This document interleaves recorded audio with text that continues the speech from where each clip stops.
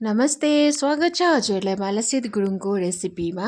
तपाईँहरूले देखेर थाहा पाइसक्नुभयो होला है, मैले चाहिँ यो फ्राई मिटको रेसिपीलाई लिएर आएको छु, जुन चाहिँ अति नै छिटो पनि हुन्छ अनि सिम्पल मिठो पनि हुन्छ है। हेरिसकेपछि भने प्रतिक्रिया दिन नबिर्सिनुहोला है, अनि मेरो च्यानलमा नयाँ हुनुहुन्छ भने सब्सक्राइब पनि गरिदिनुहोस् है। अब चाहिँ सुरु गर्दैछु। यहाँ मैले 300 ग्राम चिकनलाई मसिनो पारेर सफा गरेर यसरी राखेको छु र एउटा प्यान लिएर चाहिँ मैले प्यानमा चाहिँ 40 ml जस्तो यो मस्टर्ड ओइललाई एड गरेर यो मजाले हिट भइसकेपछि कम्ती जिरालाई फुराउँदैछु। त्यो पछि अघिको चिकनलाई पनि यहाँ एड गर्दैछु।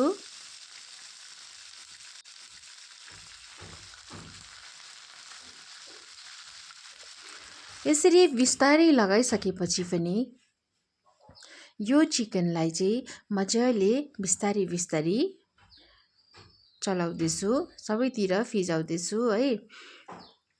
यसलाई चाहिँ मिडियम हिटमा म पकाउँदैछु र कम्ती हल्दी पाउडर अनि आफूलाई जति स्पाइसी मनपर्छ त्यो अनुसारले रेड चिल्ली पाउडरलाई पनि एड गर्दैछु र कम्ती टेस्ट अनुसार नुन पनि।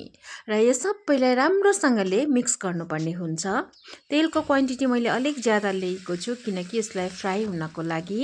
र यो चिकनलाई चाहिँ म बिस्तारै 2-2 मिनट 3 मिनटको डिफ्रेन्समा चाहिँ बिस्तारै चलाउँदैछु र यसलाई उल्टा मतलब बोथ साइड पल्टाउँदै यसरी पकाउँदैछु ताकि बोथ साइड चाहिँ फ्राई होस् भनेर।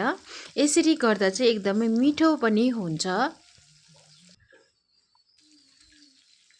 र अब चाहिँ म यसमा चाहिँ एउटा डल्लो प्याजलाई चाहिँ मजाले चप गरेर चाहिँ यसमा म एड गरिदिँदैछु र त्यसरी नै सानो चम्मचको 1 चम्मच र आधा चाहिँ यो अदुवा र लसुनको पेस्टलाई पनि एड गर्दैछु र अब चाहिँ यो दुईटालाई चाहिँ बिस्तारै म फेरि मिक्स गर्नेछु।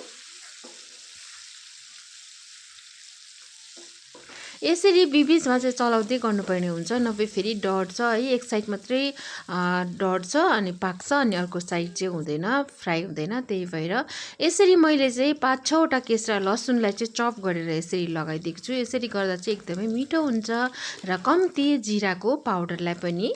अब यो दुईटैलाई फेरि म मजाले चलाएर सबैतिर मिक्स हुने गरी चलाउँदैछु।